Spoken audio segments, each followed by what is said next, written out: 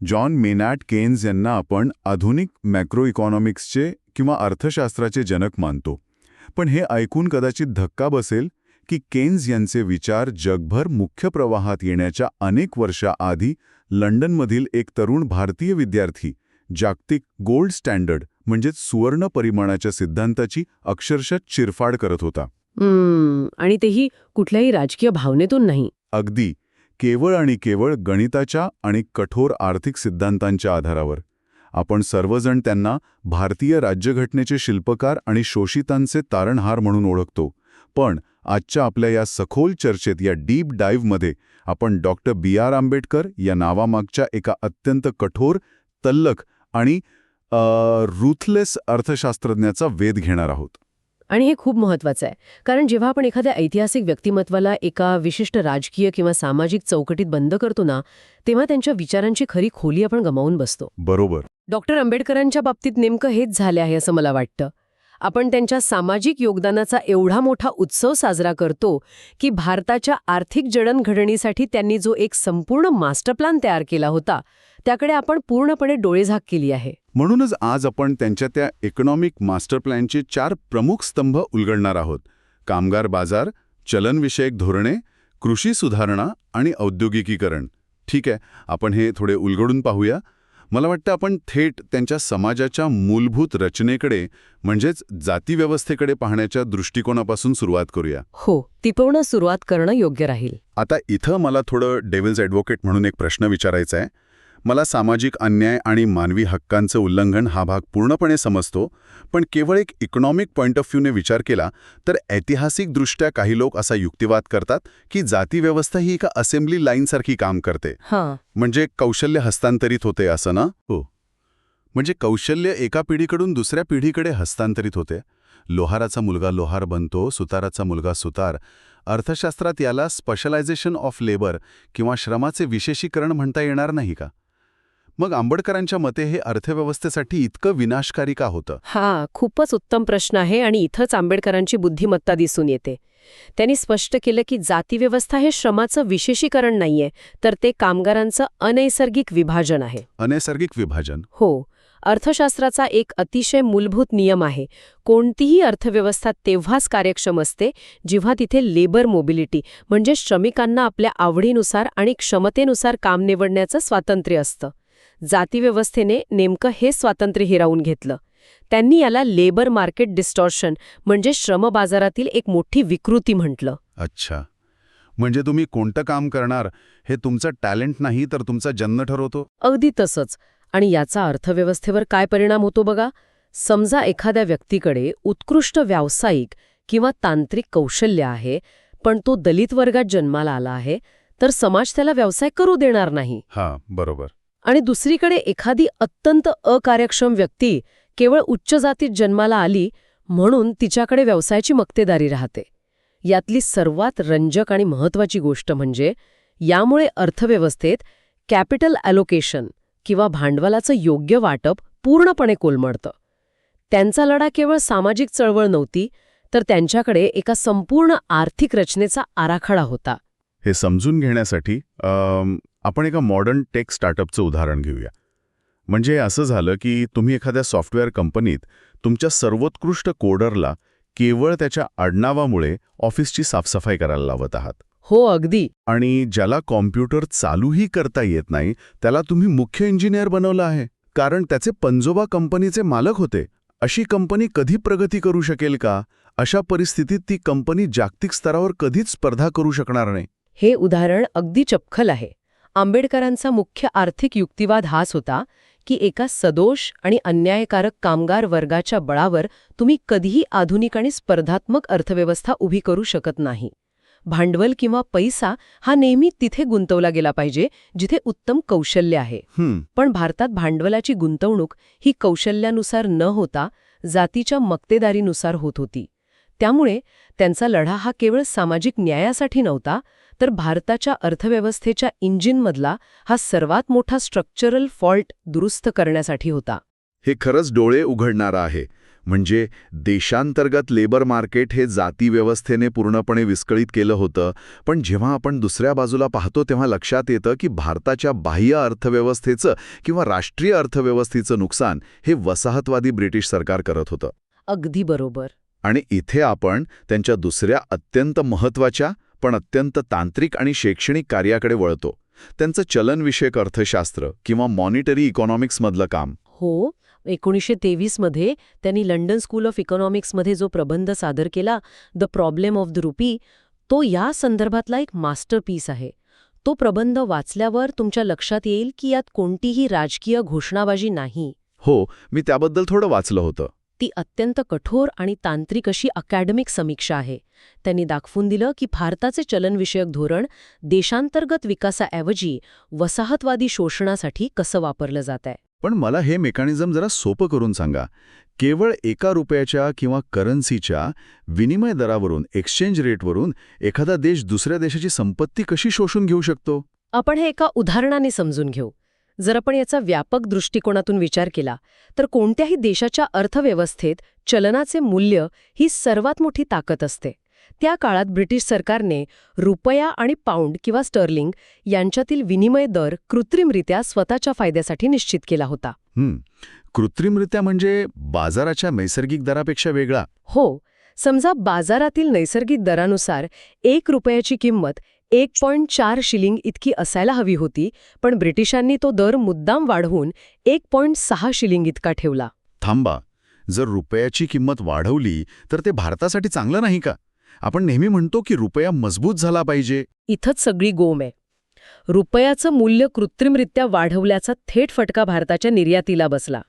जेव्हा एक भारतीय शेतकरी आपला कापूस ब्रिटनला निर्यात करत असे, तेव्हा त्याला त्याच्या मालाचे कमी रुपये मिळत असत. अच्छा, कारण एक्सचेंज रेट बदललाय? बरोबर, कारण आता त्याच रुपयासाठी ब्रिटिशांना जास्त शिलिंग द्यावे लागत नव्हते. आणि दुसऱ्या बाजूला ब्रिटनच्या कारखान्यांमध्ये तयार झालेला पक्का माल भारतात आयात करणे अतिशय स्वस्त झाले. अरे छा, म्हणजे भारतीय शेतकऱ्यांचं आणि उत्पादकांचं नुकसान होत होतं आणि ब्रिटिशांचा माल भारतात स्वस्तात विकला जाऊन इथले स्थानिक उद्योग उद्ध्वस्त होत होते. ही अक्षरशः कायदेशीर लूट होती. आणि आंबेडकरांनी या प्रक्रियेला अर्थशास्त्राच्या आणि आकडेवारीच्या आधारे उघडे पाडले. हिल्टन यंग कमिशन समोर त्यांनी अत्यंत परखडपणे साक्ष दिली होती. त्यांनी स्पष्ट केले की औद्योगिकरणाची पूर्व अट म्हणून भारताला चलनविषयक सार्वभौमत्व किंवा मॉनिटरी सॉव्हरेनिटी आणि स्थिर विनिमय दर यांची अत्यंत आवश्यकता आहे. हे त्यांचं अत्यंत काटेकोर अर्थशास्त्र होतं. कोणतीही सक्रियता किंवा ॲक्टिव्हिझम नव्हता. आणि या सगळ्या चर्चेत केन्स कुठे येतात? सुरुवातीला आपण जॉन मेनार्ड केन्स यांचा उल्लेख केला होता. त्यांच्या आणि आंबेडकरांच्या विचारधारेत नेमका काय संघर्ष होता? केन्स यांचा पाठिंबा गोल्ड एक्सचेंज स्टँडर्डला होता. थोडक्यात सांगायचं तर त्यांना असं वाटायचं की सरकारने चलनाचे नियंत्रण करावे आणि बाजारातील गरजेनुसार नोटा छापाव्यात. पण आंबेडकरांचा याला ठाम विरोध होता. विशेष म्हणजे केन्स यांचे विचार मुख्य प्रवाहात येण्यापूर्वीच त्यांनी यावर टीका केली होती. मग त्यांनी काय सुचवलं? त्यांनी गोल्ड स्टँडर्ड म्हणजे सुवर्ण परिमाणाची मागणी केली, जिथे चलनाचं मूल्य थेट सोन्याशी जोडलेले असेल आणि सरकारला वाटेल तशा नोटा छापण्याचे अधिकार नसतील. पण आंबेडकरांना सरकारवर इतका अविश्वास का होता? चलनाचं नियंत्रण जर सरकारकडे असेल तर त्यात वाईट काय आहे? कारण आंबेडकरांनी इन्फ्लेशन किंवा महागाईकडे बघण्याचा एक अत्यंत वेगळा दृष्टिकोन मांडला होता. त्यांच्या मते जेव्हा सरकार वारेमाप नोटा छापतं तेव्हा चलनाची किंमत कमी होते आणि महागाई वाढते. आणि महागाई हा गरिबांवर लादला जाणारा सर्वात क्रूर आणि छुपा कर, हिडन टॅक्स आहे. बापरे, हिडन टॅक्स? हो, श्रीमंत लोक महागाईतूनही मार्ग काढू शकतात, पण जो रोजंदारीवर काम करणारा मजूर आहे त्याची क्रयशक्ती महागाईमुळे पूर्णपणे संपून जाते. त्यामुळे चलनाचं मूल्य स्थिर ठेवणे ही गरिबांच्या रक्षणाची पहिली पायरी आहे, असे त्यांचे स्पष्ट मत होते. का विचार किती खोल आहे! महागाईला गरिबांवरचा छुपा कर मांडणे आणि त्यासाठी थेट जागतिक अर्थशास्त्रज्ञांच्या सिद्धांतांना आव्हान देणे हे थक्क करणार आहे. ठीक आहे, आपण पाहिलं की त्यांनी कामगार बाजार आणि चलन या दोन्ही बाबींवर अतिशय अचूक निदान केलं. जर स्वतःचं सार्वभौम चलन मिळालं तर देशाच्या प्रगतीचा पुढचा सर्वात मोठा भौतिक प्रश्न उभा राहतो, तो म्हणजे जमीन. हो, जमिनीचा प्रश्न भारतात कधीच सोपा नव्हता. आता इथेच हा विषय खऱ्या अर्थाने रंजक होतो. आंबेडकरांनी ओळखले होते की जमिनीची मालकी आणि जातीचा प्रश्न एकमेकांशी अतूटपणे जोडलेले आहेत. अगदी बरोबर. 1947 मध्ये त्यांनी स्टेट्स अँड मायनॉरिटीज नावाचा जो मसुदा तयार केला होता, त्यात त्यांनी शेतजमिनीची राज्य मालकी किंवा स्टेट ओनरशिप आणि सामुदायिक शेतीचा अत्यंत स्पष्ट आणि धाडसी प्रस्ताव ठेवला होता. आता इथे मला परत एक शंका आहे. जर जमिनीचा प्रश्न सोडवायचाच होता तर त्यांनी फक्त लँड रिडिस्ट्रीब्युशन म्हणजेच सर्वांना जमिनीचे समान तुकडे वाटून द्या असा साधा पर्याय का निवडला नाही? राज्य मालकी आणि सामुदायिक शेतीची गरज काय होती? यामागील त्यांचा तर्क अतिशय अचूक होता. कारण अर्थव्यवस्थेचा आणि समाजाचा एक साधा नियम त्यांना माहीत होता. भारतात संपत्तीचा आणि जमिनीचा वारसा हा कुटुंबाकडून कुटुंबाकडे जातो. याचाच अर्थ तो एका विशिष्ट जातीकडून त्याच जातीकडे जातो. म्हणजे जर तुम्ही आज जमिनीचे तुकडे वाटले तरी काही पिढ्यांनंतर ती जमीन पुन्हा त्याच प्रस्थापित आणि शक्तिशाली जातींच्या हातात जाईल. कारण लग्नाचे आणि वारशाचे नियम जातीबाहेर जात नाहीत. एक्झॅक्टली. जातीवर आधारित समाजात जमिनीच्या खाजगी मालकीमुळे नेहमीच विषमतेची पुनरावृत्ती होईल. शतकानुशतके ज्या जातींना जमिनीचा अधिकार नाकारण्यात आला होता ते लोक केवळ शेतमजूर म्हणून राहिले. जर जमिनीची खाजगी मालकी तशीच ठेवली तर बाजाराच्या ताकदीसमोर गरीब शेतमजूर टिकू शकणार नाही. तो पुन्हा कर्जात बुडेल. हो, आणि त्याला पुन्हा आपली जमीन विकावी लागेल. ही अन्यायकारक साखळी तोडण्यासाठी राज्याने हस्तक्षेप करणे अत्यंत आवश्यक आहे. राज्याच्या हस्तक्षेपाशिवाय पिढ्यानुपिढ्या चालत आलेली आर्थिक दरी कशी भरून निघेल? राज्याने सगळी जमीन स्वतःच्या ताब्यात घेऊन ती गावातील लोकांना सामुदायिकरित्या कसण्यासाठी द्यावी, जेणेकरून कोणा एका विशिष्ट जातीची जमिनीवर मक्तेदारी राहणार नाही. हे लॉजिक आहे तर. म्हणजे हा निव्वळ भावनेचा भाग नव्हता. हा एक संरचनात्मक आर्थिक युक्तिवाद होता. पण दुर्दैवाने या प्रस्तावाकडे आपण पूर्णपणे दुर्लक्ष केलं. हा विचार किती क्रांतिकारक होता आणि आजच्या काळातही या मुद्द्याकडे कसं दुर्लक्ष केलं जातं. आणि त्याचे परिणाम आपण आज भोगत आहोत.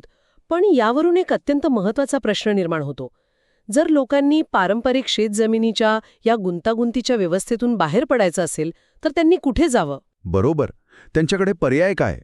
आणि यातूनच त्यांच्यात चौथ्या आणि सर्वात रंजक आर्थिक स्तंभाची सुरुवात होते, मुक्तीचा मार्ग म्हणून कारखाने आणि औद्योगिकीकरण. औद्योगिकीकरणाकडे पाहण्याचा आंबेडकरांचा दृष्टिकोन हा केवळ देशाचा GDP वाढवण्यासाठी किंवा भौतिक प्रगतीसाठी नव्हता.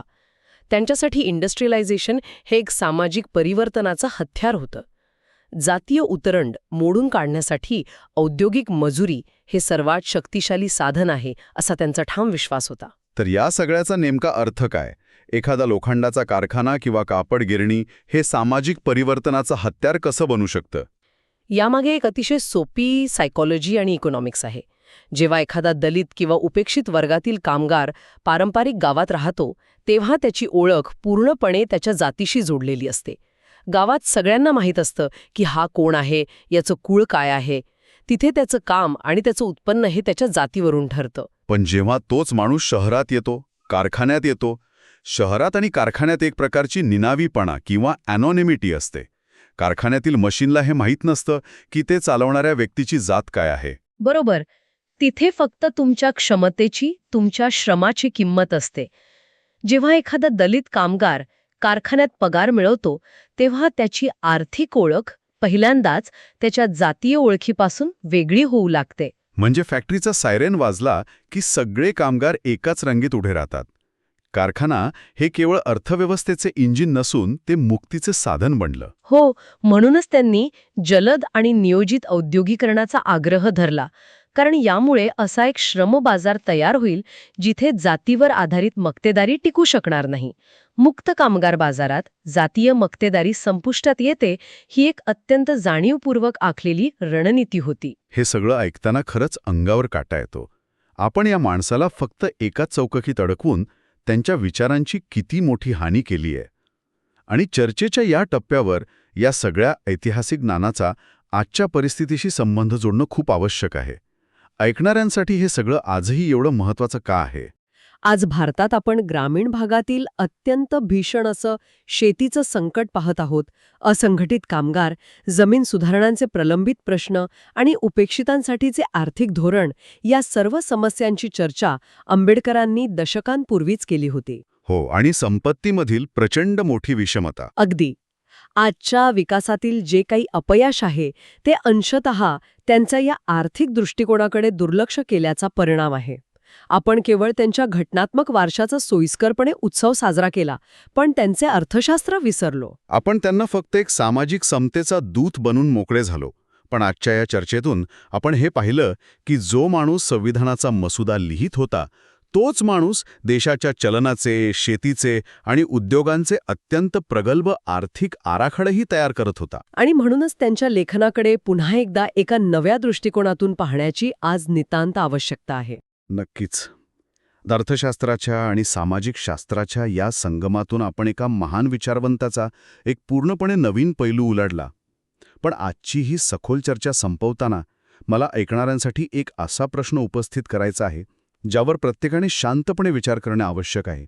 जेव्हा एखादा समाज आपल्या नेत्यांचे केवळ राजकीय किंवा सामाजिक यश पूजतो आणि समाजात खऱ्या अर्थाने समानता आणू शकणाऱ्या त्यांच्या मूलभूत आर्थिक आराखड्यांकडे जाणीवपूर्वक पाठ फिरवतो, तेव्हा तो समाज स्वतःच्याच अस्तित्वात असलेल्या खोल आणि संरचनात्मक विषमता कधी खऱ्या अर्थाने नष्ट करू शकेल का? या प्रश्नावर नक्की विचार करा. पुन्हा भेटूया अशाच एका नव्या सखोल चर्चेमध्ये.